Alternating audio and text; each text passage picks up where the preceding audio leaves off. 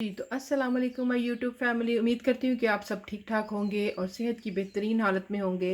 लेकिन अगर किसी वजह से आप किसी दुख, परेशानी, बीमारी या किसी मुसीबत में दो चार हैं तो मेरी अल्लाह रब्बुल इज़्ज़त से दुआ है कि अल्लाह ताला अपनी शानी करीमी से आपको इन तमाम तकालीफ से निजात दिलाए। आमीन या रब्बुल आलमीन। आज जो मैं रेसिपी आपके साथ शेयर कर रही हूँ वो बहुत ही मज़े के आलू बैंगन है। तो चलें फिर अल्लाह के नाम से शुरू करते हैं और अपनी रेसिपी की तरफ चलते हैं। बिस्मिल्लाहिर्रहमानिर्रहीम। लिया है 1 टीस्पून जो है वो ज़ीरा, साबुत ज़ीरा लिया है, और एक मैंने ब्राउन इलायची ली है, एक दालचीनी का टुकड़ा लिया है, एक तेज़पात लिया है। अब इन सारी चीज़ों को हम गरम तेल में शामिल कर देंगे और कलर चेंज होने के बाद हम प्याज शामिल करेंगे। है अब मैंने 2 अदद प्याज लिए हैं और ये प्याज मैं ऑयल में शामिल कर दूंगी और इसको हल्का सुनहरी होने तक पकाऊंगी। जैसे ही प्याज़ों का कलर हल्का गोल्डन ब्राउन होता है तो फिर हम इसमें टमाटर शामिल करेंगे। 2 अदद मैंने बुलेट वाली हरी मिर्चें ली हैं, 2 अदद बड़े साइज़ के टमाटर लिए हैं। हरी मिर्चों को और टमाटरों को हम प्याज़ों में शामिल करके ढककर 2 मिनट के लिए पकाएंगे। जी, तो प्याज और टमाटर और मिर्चें जो है नरम हो चुके हैं। तो अब हम इसमें शामिल करेंगे कुछ स्पाइसेस।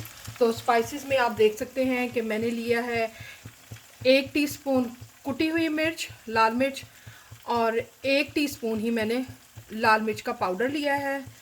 1 टीस्पून मैंने धनिया पाउडर लिया है और 1 टीस्पून मैंने हल्दी पाउडर लिया है और 1 टीस्पून मैंने नमक का लिया है। अब इन सारी चीज़ों को, हल्दी, धनिया, कुटी हुई मिर्चें, लाल मिर्चें और नमक को हम मसाले में शामिल कर देंगे।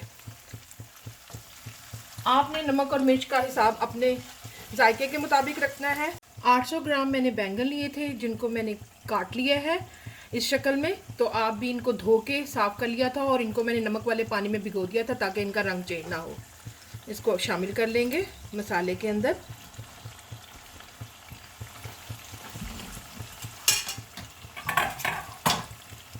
साथ ही मैंने 2 अदद आलू जो थे वो मैंने इस शक्ल में क्यूब की शक्ल में काट लिए हैं, ना बहुत बड़े हैं और ना ही छोटे हैं। और फिर इन आलू को भी शामिल कर देंगे बैंगनों में। इन सारी चीज़ों को हम मिक्स करके तकरीबन 15 मिनट के लिए दम दे देंगे।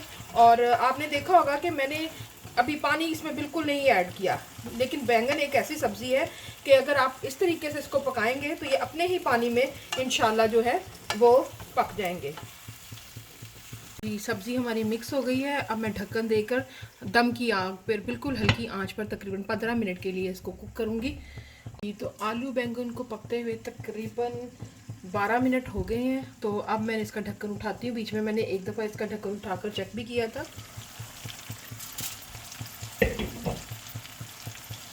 आप देख सकते हैं कि हमारे आलू बैंगन बिल्कुल पककर तैयार है।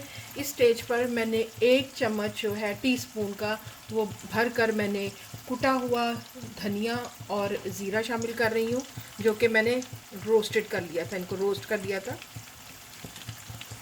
साथ ही मैं इसमें एक टीस्पून जो है वो लेमन जूस शामिल करूँगी, धनिया शामिल करूँगी,